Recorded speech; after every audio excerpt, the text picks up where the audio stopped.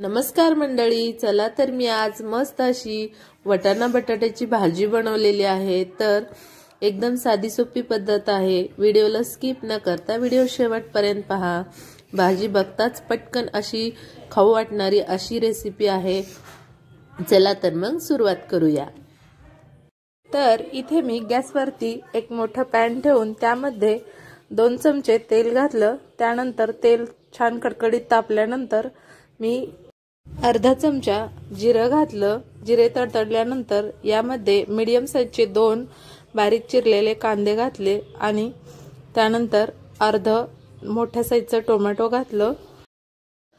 आता आपण हे टोमॅटो आणि कांदा छान असा 2 ते 3 मिनिट परतून घ्यायचा आहे।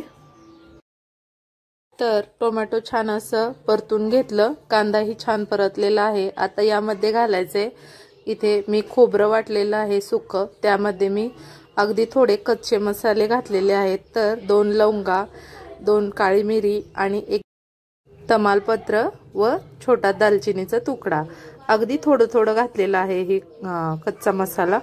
त्यानंतर आलं लसूणची पेस्ट घातली 1 चमचा।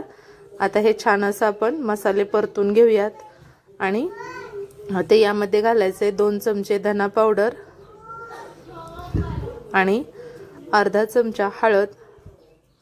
त्यानंतर घरगुती काळा मसाला घालायचा आहे 2 चमचे। त्यानंतर आपण वाटाणा आणि बटाटा चिरून घेतलेला आहे तो टाकायचा आहे। तर वाटाणा बटाटा छान असा परतून घ्यायचा आणि मिनिटभर आपण झाकण ठेवून हा बटाटा आणि वाटाणा मस्त असं वाफलून घ्यायचा आहे। तर इथे मी सगळा वाटाणा बटाटा टाकून घेतला। आता हे व्यवस्थित असं मिक्स करून घेऊयात। छान असा मसाला या बटाटा वाटाण्याला लागला की मग आपण याच्यावरती झाकण ठेवायचं आहे। तर व्यवस्थित असं हे मिक्स करून घेतलं। आता आपण यामध्ये घालायचं चवीपुरतं मीठ। आता हे आपल्याला व्यवस्थित असं मिक्स करून घ्यायचं। आता यावरती झाकण ठेवूयात। तर झाकण ठेवून आपल्याला 10 ते 15 मिनिट मीडियम फ्लेमवर शिजवून घ्यायचे।